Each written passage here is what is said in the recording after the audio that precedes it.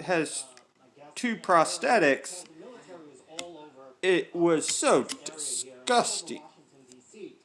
I wanted to show you behind me here. You can see some of the military vehicles and all of the National Guard troops just lining all across the road here. And this is all up and down the Capitol. And really, the threat is real, John, right? We keep talking about this threat and whether or not some people feel, well, maybe this isn't that real, or maybe this is just out of an abundance of caution. It's not. And as you said, the chatter remains off the charts. The FBI, the Department of Homeland Security, military, all very concerned about what they're seeing and hearing coming from various groups of people who are threatening our country. And it's people who live in this country. And all of this is all about securing the transfer of power. Normally here, we're on Constitution, and so normally down here is where the parade would be. You'd have people lining up for the inauguration and getting ready for the events. You'd see jumbotrons, you see other things out here. There is none of that here, John. All you're seeing is fencing and security and more fencing. You can see this truck here, more fencing coming in. I just don't Yeah. know this much fencing there's no existed in this country. Nope. But it does, and they just I mean, keep having you more look and at more just the keeps parts that are allowing. outside the gate, there's We're going to be nobody hearing from around. security officials here in Washington and The mayor is from Columbia, Mayor Bowser, beginning this very important security briefing here. My apologies, Shimon Provost. Let's get straight to the news conference.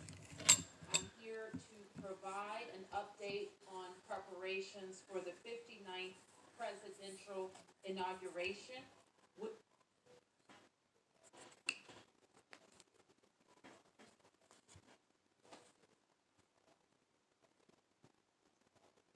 Thank you, Cisco. See, we're having some trouble with the signal from the mayor's news conference. We'll get right back to it as soon as we can. Control room, tell me as soon as we have the mayor shot back up.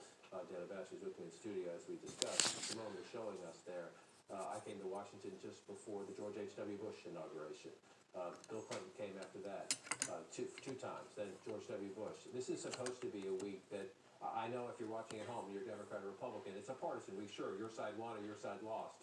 But mostly it's also supposed to be a celebration of what does make America great, forgive me, Mr. President, but that the peaceful transfer of power, people coming together, people respecting institutions, people sharing information, the outgoing team sharing with the incoming team. We're in the middle of a pandemic, and there are complaints constantly from Team Biden.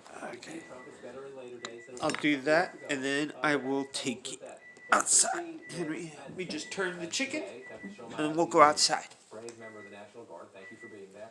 Just to get to work, that's a different Washington. So different. I mean, I was thinking, I went with then Vice President Dick Cheney to Kabul when that National Assembly, their legislature, opened for the first time. And I don't remember there being as much security there as there is in Washington right now.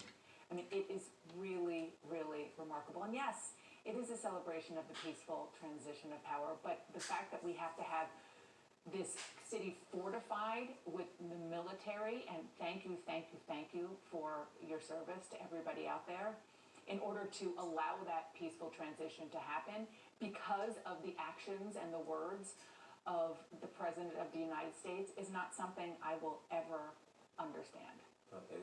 It's unfathomable in many ways and necessary at the moment if you talk to security officials, and they're concerned not only here in Washington but around the country because of what they're hearing online. Again, the D.C. mayor just started a very important news conference, but there's some trouble in the age of COVID here with the shot. The logistics of the feed, we'll bring it to you as soon as we can. Shimon Prokopez is still standing by on the ground for us. And Shimon, this is your business, so help our viewers understand. Christopher Wray, the FBI director, yesterday said that chatter is off the charts, and the hard part for the authorities is trying to figure out what is aspirational or what is bragging and what is intent. Which piece of it is real. They actually have planning. And for anyone who thinks these are just people mouthing off, obviously the insurrection at the Capitol proved to us. The plot against the Michigan governor a couple months back proved to us that no, there a lot of it may be macho talk, but some of it can turn out to be very real and very dangerous. You know, John, you said that perfectly. A lot of people probably discounted some of what they were hearing on social media before the insurrection occurred. Now they can't just discount anything. And so what we're seeing across the country are the FBI agents in almost every field